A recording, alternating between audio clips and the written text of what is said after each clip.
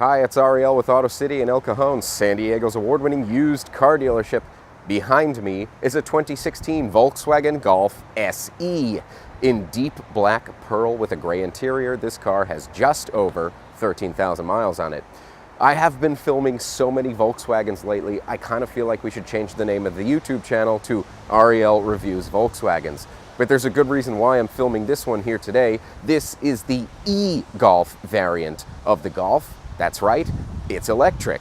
With more and more variety being offered in the EV market today, I feel like it's my duty to test them all. Not only that, these e-Golfs are now arriving on our lot in droves. We currently have 4 of them, and we are expecting more in the not too distant future. So what makes this e-Golf the right electric choice for you? Well, first of all, it's a Golf, the king of the hatchbacks. But let's take a look at it and see what else makes it special. Let's do it. Start engine. That's funny, there's no engine. What are you dinging at? Looks like a Golf. Smells like a Golf. Handles like a Golf.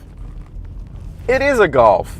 This EVW is powered by a lithium-ion battery which generates an 85 kilowatt motor. When paired with a 1-speed direct drive transmission, power to the front wheels is delivered by 115 electric horses with 199 pound-feet of torque, and promises an average range of 83 miles between charges. Might not be the most range-topping EV, but as far as being a daily commuter and errand runner, it's a solid contender. And as the country's infrastructure adapts to accommodate the growing number of electric cars, range will become less and less of a hot-button item. Besides that, this is a Golf, and it's everything you've come to expect from the car that still dominates the compact hatchback segment after 45 years. It's comfortable.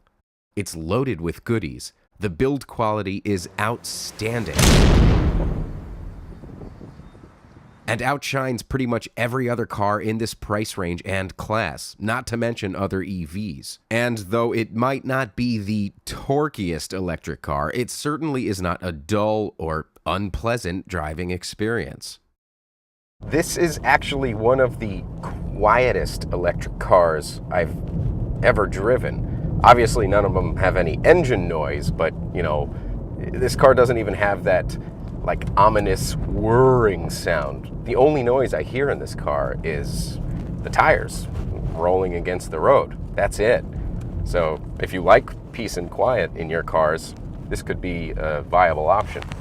It really does handle like a Golf. It corners and goes around turns the same as a gas-powered Golf would. The suspension components, the subframe and chassis and all that stuff is pretty identical. Where I think this car is a little bit lacking is the acceleration, the control over your throttle. The Fiat 500e that I tested a few weeks ago had a little bit more of an exciting driving feel. Mind you, we're talking very minuscule differences, but that car was a little bit more fun to drive. However, what this car has that the Fiat 500 doesn't is that, well, it's a more solid car. It offers a lot more in the ways of creature comforts and build quality and things like that. Volkswagens are really well made, and this one is no different than any other Volkswagen, whereas the Fiat was a very cheap feeling entry-level car. This is not. This is really nice. And when I say it's not as fun to drive, it doesn't mean it's a complete dud. It still has that EV torquey feel to it, and it's very smooth. It's just, if you're looking for something a little more exciting, the 500e might be the way to go. Still, this car does have 3 drive modes. It has normal, eco, and eco plus, and when you put it into normal mode, obviously you're going to use more of your range, but it keeps up with traffic just fine. I was just going 60 miles an hour back there and I didn't even notice it. I think this is a 45 mile an hour street, so maybe I should keep my eye on the speedometer. Maybe this car is a little more exciting than I thought it was. Whee! Yeah, it's not bad. It's not bad at all. And again, because it's a Golf, visibility is great, creature comforts are great. It's a comfortable car all around. Like other Golfs, the interior is stylish, well-built, fun, friendly, and welcoming. I have been a big fan of the Mark 7 Golf's interior since it arrived on the scene in 2015, and the electrified version is no different. It's got the screen with all the stuff, it's got dual zone climate control, and I was pleasantly surprised to see an actual mechanical shift lever, which is no longer a necessity on an electric car. But it's nice to see some old familiar creature comforts to help us gas heads along through this difficult time of transition. The other thing I really like about this car is that it brakes like a normal car. Braking in electric cars is often so weird, and the brakes on this car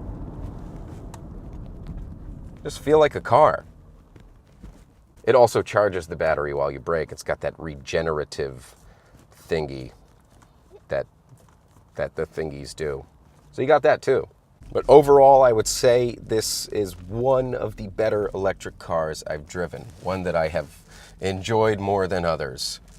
I might have enjoyed driving the 500e a little more than this one, but overall, as a car, I think this one's a little more solid. If you'd like to come take a look at this e-Golf or any of the other e-Golfs or any of the other electric cars or any of the other cars we have on our award-winning lot, come see us in the El Cajon section of San Diego or check us out online at GoAutoCity.com. Thank you so much for watching, and don't forget to like, comment, and subscribe. Keep e-driving. Auto City.